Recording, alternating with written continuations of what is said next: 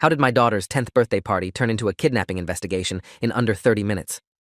The first police officer through my front door had his hand on his holster, and I was still holding a slice of unicorn birthday cake when he asked me where I'd hidden my daughter. I stood there in my living room surrounded by pink streamers and deflating balloons, chocolate frosting smeared on my fingers, while 3 more officers fanned out through my house calling Mia's name.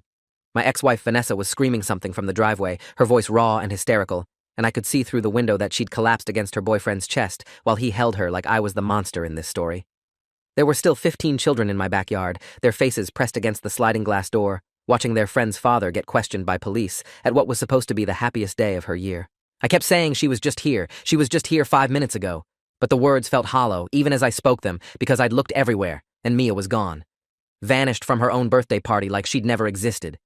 My hands wouldn't stop shaking, and the cake slice fell to the carpet, leaving a pink smear on the beige fibers that I'd be cleaning for weeks. If I'd known then what was actually happening, I would have been looking in an entirely different direction. I'd been planning this party for 3 months, ever since the custody arrangement changed, and I got Mia's birthday weekend for the first time since the divorce. Vanessa and I had split 4 years ago when Mia was 6, and the separation had been ugly in the way that divorces are when one person wants out and the other person is blindsided. She'd met Greg Holloway at her gym, a personal trainer with a perfect smile and the kind of casual cruelty that hides behind charm. By the time I figured out what was happening, she'd already filed papers and moved into his apartment. The courts gave her primary custody because I worked long hours as a construction project manager, and judges still leaned toward mothers even when they shouldn't. I got every other weekend and alternating holidays, which meant I'd missed Mia's 7th, 8th, and 9th birthdays, while Vanessa posted elaborate party photos on social media. This year was supposed to be different. This year, through a scheduling miracle involving Vanessa's planned vacation to Cabo with Greg, I got Mia's actual birthday. I rented a bouncy castle, hired a magician named Gerald who came highly recommended on Yelp, and ordered a custom unicorn cake from a bakery that charged 4 times what a grocery store cake would cost. The party started at 2 o'clock on a warm Saturday afternoon in early June. Mia was wearing the purple dress she'd picked out herself, her dark hair braided with ribbons that matched her outfit. She looked so much like her mother it sometimes hurt to see her, but her laugh was all mine, this big, unreserved sound that made everyone around her smile. I'd invited 20 kids from her school, and 18 showed up with wrapped presents and eager faces. The bouncy castle was a hit. Gerald the magician pulled a rabbit from his hat and made balloon animals that actually looked like the animals they were supposed to be. I grilled hot dogs and hamburgers while parents I barely knew made small talk about the weather and property values in the neighborhood. Everything was perfect. Everything was exactly how I'd imagined it during all those nights alone in my apartment, missing my daughter and wondering if I'd ever get to be a real father again. At 3:15, I called everyone inside for cake and presents. I did a head count as the kids filed through the sliding glass door, keeping track to make sure no one got left in the bouncy castle. 17. I counted again. 17. Mia wasn't with them. I told myself she'd probably gone to the bathroom. The house was unfamiliar to most of these kids since I'd only moved in 8 months ago, and Mia might have been showing someone where the bathroom was or grabbing something from her room upstairs. I walked through the house calling her name, my voice still casual, still unconcerned. Not in the bathroom, not in her room, not in the kitchen or the garage or the basement playroom I'd set up specifically for her visits. I went back outside and checked the bouncy castle, then the small cluster of trees along my back fence, then the side yard where I kept the garbage bins. Nothing. I asked the other kids if anyone had seen Mia, and they all shook their heads with the particular blankness of children who weren't really paying attention. One girl, a redhead named Sophie, said she thought Mia had gone inside a while ago. Another kid said he'd seen her talking to a grown-up near the gate. My stomach dropped. I'd locked that gate before the party started. I always locked it because it opened directly onto the street, and I didn't want any kids wandering off. I walked to the gate now, my legs feeling strangely disconnected from my body. The lock was open, the gate was slightly ajar, and Mia was nowhere to be found. The next 15 minutes were a blur of escalating panic. I searched the front yard, then jogged down the street calling her name while other parents started to notice something was wrong. One of the dads, a guy named Kenneth who worked in insurance, offered to drive around the block and check the nearby park. A mom whose name I didn't know started organizing the other children, keeping them calm while the adults grew increasingly frantic. I called Mia's cell phone, the cheap prepaid one I'd bought her for emergencies that she wasn't supposed to have at school. It went straight to voicemail. I called it again. Voicemail. I called Vanessa because she needed to know, because despite everything between us, she was still Mia's mother, and she deserved to know her daughter was missing.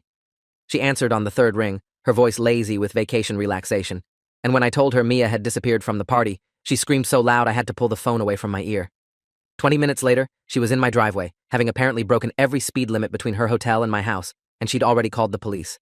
I didn't blame her for calling them. I would have called them myself in another 5 minutes. What I did blame her for was what she told them when they arrived.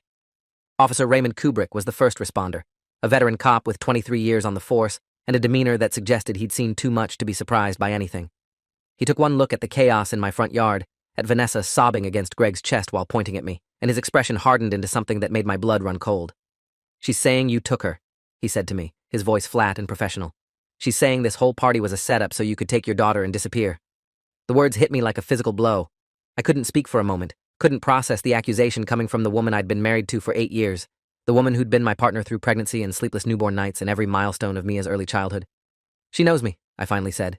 "She knows I would never hurt Mia." But Vanessa was screaming now, screaming about how I'd fought for more custody, how I'd threatened to take Mia away from her, how I'd always been controlling and possessive. None of it was true. All of it sounded true when filtered through her hysteria and the suspicious eyes of responding officers. Within an hour, there were 8 police vehicles in front of my house, and I was being questioned in my own living room while strangers searched my property for evidence that I'd kidnapped my own daughter. Detective Maria Castellanos arrived around 5:30 p.m., a tall woman in her early 40s with sharp eyes and a reputation I'd later learn was built on solving cases other detectives had given up on. She had 15 years in the department's Special Victims Unit and a manner that was simultaneously warm and probing, like she was your friend right up until the moment she caught you in a lie. She dismissed the uniformed officers from my living room and sat across from me on the couch where Mia liked to watch cartoons, her notepad balanced on her knee and her pen moving constantly. "Tell me about your relationship with your daughter," she said, and I did. I told her about the divorce, about the custody arrangement, about every weekend visit and every school play I'd attended and every bedtime story I'd read over FaceTime when I couldn't be there in person. I told her about the birthday party I'd planned for months, about the bouncy castle and the magician and the cake that was still sitting on my kitchen counter with 10 candles waiting to be lit. She listened without interrupting, her expression neutral, and when I finished, she asked me about the gate. The gate became the center of everything. I'd locked it before the party started. I was certain of that. I remembered checking it at 1:45 p.m., just before the first guests arrived, making sure the latch was secure and the padlock was clicked into place. The padlock was now sitting on my patio table, intact and undamaged, which meant someone had opened it with a key. I only had 2 keys to that lock. One was on my key ring, which I produced for Detective Castellanos, and which she examined without taking it. The other key was in my junk drawer in the kitchen, where I kept spare batteries and rubber bands and all the miscellaneous items that didn't have another home. We checked the drawer together. The key was gone. Someone had taken my spare key, used it to unlock the gate, and either lured or carried my daughter out of her own birthday party while I was grilling hot dogs 30 feet away. The realization made me physically sick.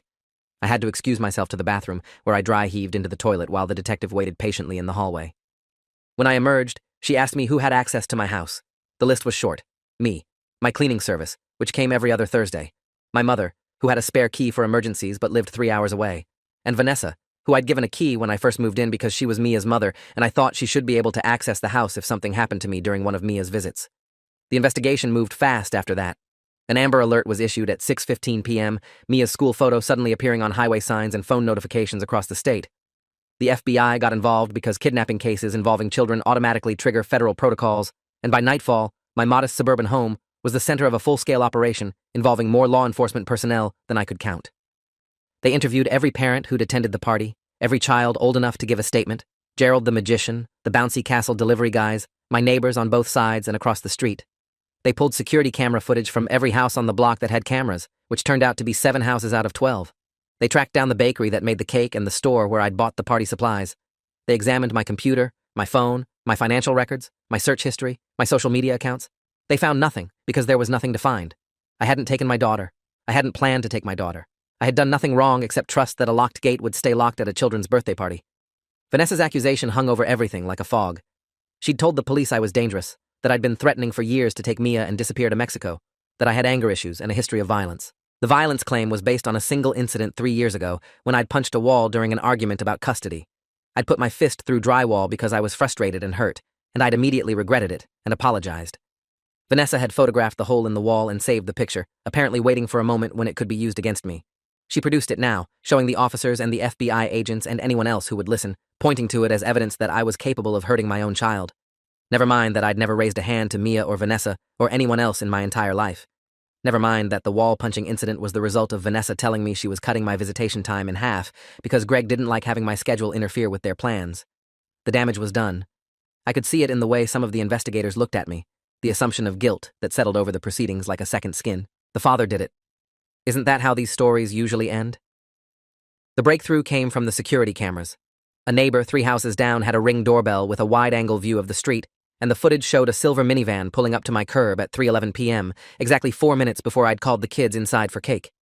The driver was obscured by sun glare, but a figure emerged from the passenger side and walked with purpose toward my property, disappearing from frame near the gate that led to my backyard. 3 minutes later, at 3:14 p.m., the same figure reappeared, walking quickly back to the minivan with something in their arms. Something small. Something that struggled briefly before going limp. The figure got into the passenger seat, the minivan pulled away, and Mia was gone. Detective Castellanos showed me the footage on her tablet, her expression grim. The figure in the video was wearing a baseball cap and sunglasses, their face turned away from the camera at every crucial moment, but their build and movements were distinctly female. "Do you recognize this person?" she asked, and I studied the grainy footage until my eyes ached. I didn't recognize them, but something about the way they moved, the particular rhythm of their stride, nagged at the edges of my memory like a word I couldn't quite recall. Greg Holloway became a person of interest 12 hours into the investigation, not because of the video, but because of his history. Detective Castellanos had run background checks on everyone connected to the case, and Greg's came back with flags that made her immediately suspicious. He'd been married twice before Vanessa, both times to women with children from previous relationships. Both marriages had ended badly, with allegations of inappropriate behavior toward the stepchildren that were never formally charged, but had generated CPS reports in 2 different states. His ex-wives had restraining orders against him. One of them, a woman named Catherine Briggs living in Phoenix, had told investigators during a phone interview that Greg had an unhealthy fixation on young girls and that she'd fled the marriage when she caught him taking photos of her daughter in the bathtub. He'd explained it away as innocent, claiming the daughter had locked herself in and he was just checking on her, but Catherine hadn't believed him, and neither did anyone else who heard the story. The detective shared this information with me in the early hours of Sunday morning, and I felt something cold settle into my chest. Mia had been living in the same house as this man for 3 years. Vanessa had brought him into our daughter's life, defended him against my concerns about his character, and now my daughter was missing. The minivan was traced through traffic cameras and toll records to a motel 40 miles outside the city, a rundown establishment called the Pine Ridge Inn that rented rooms by the hour and didn't ask questions. FBI agents descended on the location at 4:30 a.m. Sunday, and what they found made national news. Mia was there, alive and physically unharmed, locked in a bathroom that had been modified with a padlock on the outside. She was dehydrated and terrified, but otherwise okay, and the EMTs who examined her confirmed she hadn't been sexually assaulted. The woman who'd taken her, the figure from the security footage, was Greg's sister, a 42-year-old named Denise Holloway, who had no criminal record but a long history of mental health issues and an unwavering loyalty to her brother. She'd been staying with Greg and Vanessa for the past month, ostensibly visiting family, but actually planning this entire operation with a level of detail that still horrifies me.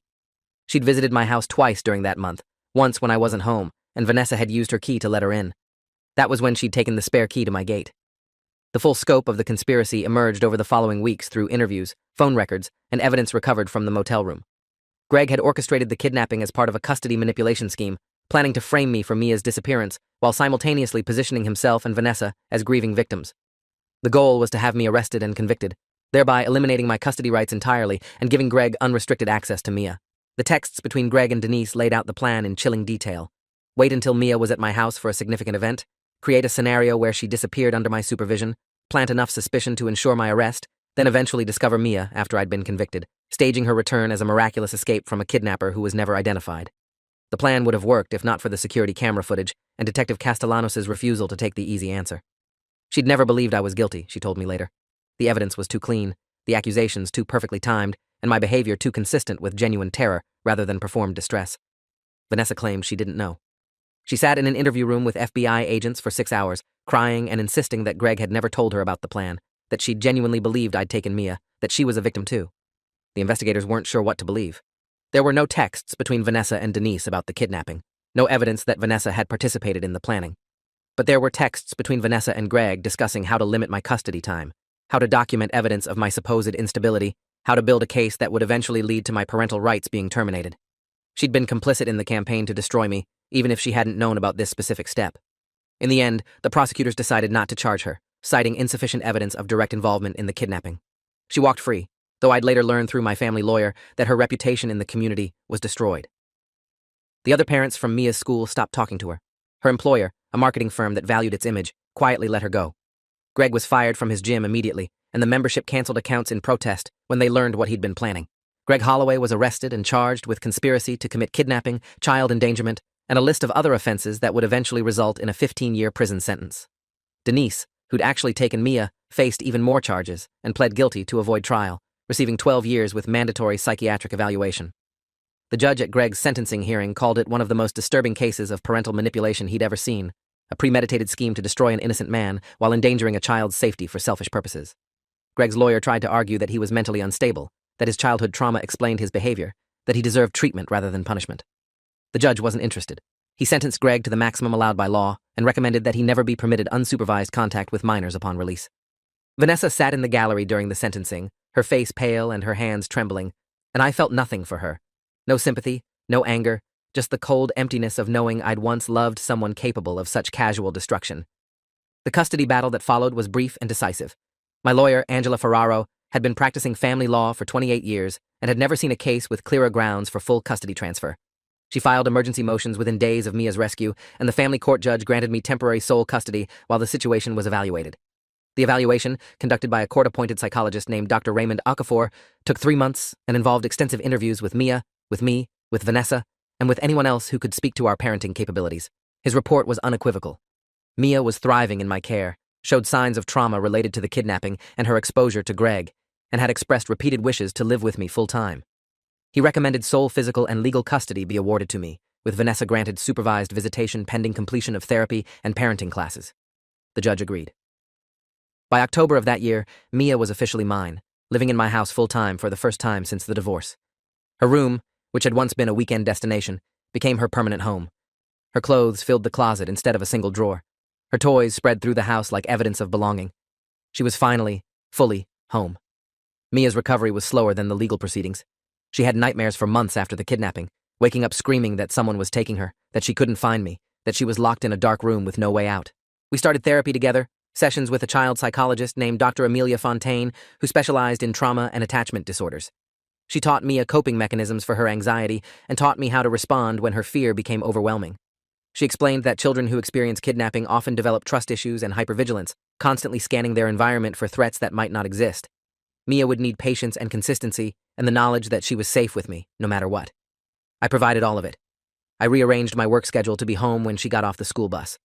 I installed security cameras and a monitored alarm system so she could see that our home was protected.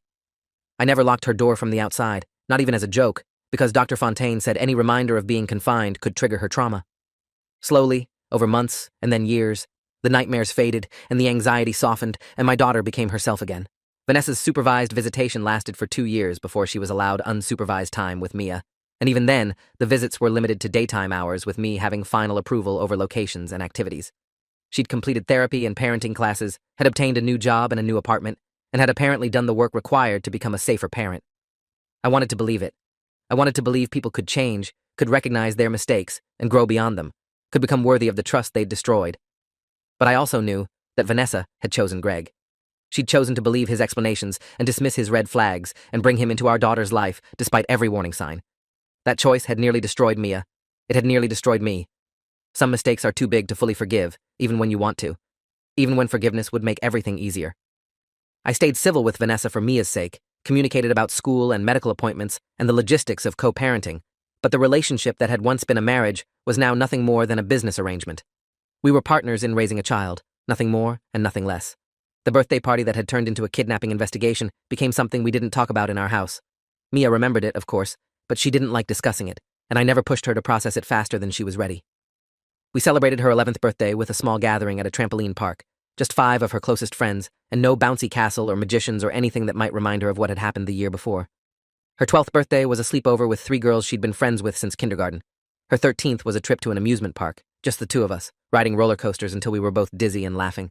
Each birthday felt like a reclamation, a statement that Greg and Denise and the trauma they'd inflicted couldn't define her childhood. She was more than what had happened to her. She was resilient and funny and kind, and all the things I'd hoped she would be when I first held her in the hospital. This tiny, perfect person who'd made me a father. 5 years after the kidnapping, I received a letter from Greg's lawyer requesting that I provide a statement for his parole hearing. He was eligible for early release due to good behavior and participation in prison programs, and his lawyer was gathering character references and victim statements to present to the parole board. I spent a week deciding what to write. Part of me wanted to describe in detail what he'd done, to relive every moment of terror from that afternoon when my daughter vanished and I became the prime suspect in her disappearance. Part of me wanted to move on, to refuse to give him any more space in my life or my thoughts. In the end, I wrote a single page. I described Mia's nightmares and her years of therapy. I described the security system I'd installed and the way my daughter still checked locks 3 times before bed. I described what it felt like to have the police search my home for evidence that I'd kidnapped my own child, to have my ex-wife point at me and scream that I was a monster while strangers whispered in the background. I asked the board to consider not just what Greg had done, but what he had tried to do. He hadn't just kidnapped a child. He'd tried to destroy a father. He'd tried to send an innocent man to prison for a crime that would have followed me forever. The parole board denied his release. I found out through a victim notification service, a simple email stating that the inmate's request had been rejected and he would be eligible to apply again in 2 years. I didn't celebrate. There was no satisfaction in knowing Greg was still in prison, only relief that I had 2 more years before I'd have to think about him again. 2 more years of safety. 2 more years of not wondering if he might show up in our lives, might try to contact Mia, might find some new way to hurt us. 2 more years might not sound like much, but when you've been through what we've been through, you learn to appreciate every day that doesn't include a crisis. Every morning that starts with pancakes and homework instead of police interviews and court hearings. Every evening that ends with a movie on the couch instead of another nightmare to soothe. Peace, I've learned, isn't the absence of pain. It's the presence of enough good days to make the bad ones survivable. Mia is 15 now. She's in high school, running track and getting decent grades and navigating the complicated social landscape of teenage girlhood with more grace than I ever had at her age.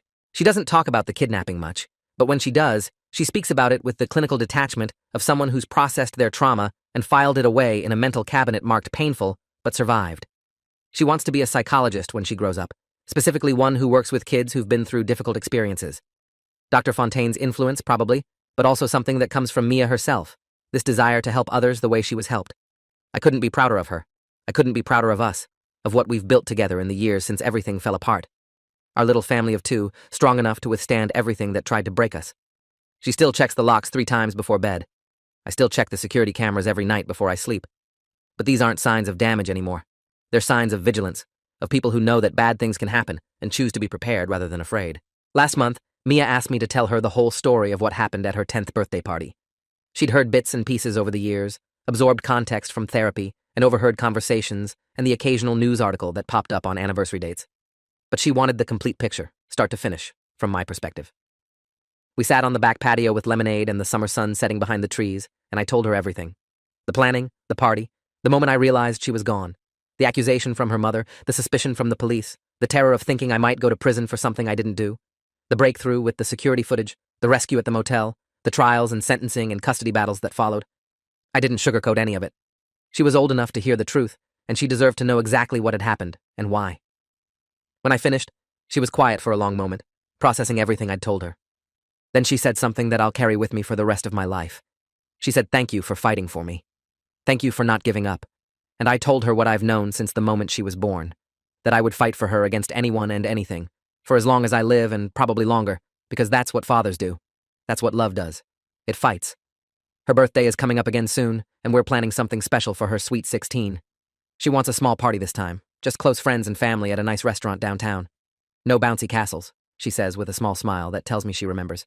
No magicians, just people she loves eating good food and celebrating another year of her life. I've already made the reservation. I've already ordered the cake, chocolate this time because she's outgrown unicorns and grown into someone with more sophisticated tastes. I've already bought her present, a used car that's been inspected 6 times and pronounced safe enough for a new driver. She doesn't know about the car yet. It's parked at my mother's house, wrapped in a giant bow, waiting for the surprise. I think she'll cry when she sees it. I think I'll cry too, because every milestone we reach together is proof that we survived. Every birthday candle she blows out is a defiance of everything that tried to take her from me. Every year older she gets is another year we've won. Greg is still in prison. Vanessa is somewhere living her life. And Mia and I are here, together, building something beautiful from the wreckage of what could have been. How did my daughter's 10th birthday party turn into a kidnapping investigation in under 30 minutes? It happened because someone evil made a plan and someone foolish helped execute it. It happened because I trusted a lock and a gate and the basic decency of people I should have been watching more closely. It happened because the world contains people who will hurt children to hurt their enemies, who will destroy innocence for convenience, who will scheme and plot and manipulate without a single thought for the collateral damage they create. But it also didn't work. The investigation led to rescue. The rescue led to justice. The justice led to healing. And the healing led to this moment, this ordinary summer evening with my daughter beside me, and the future stretching out ahead of us like a road we get to travel together. She's safe now. After everything, after all of it, she's safe. That's all that matters. That's the only ending this story needs. Thanks for watching till the end. Make sure to subscribe and like so you don't miss the next story.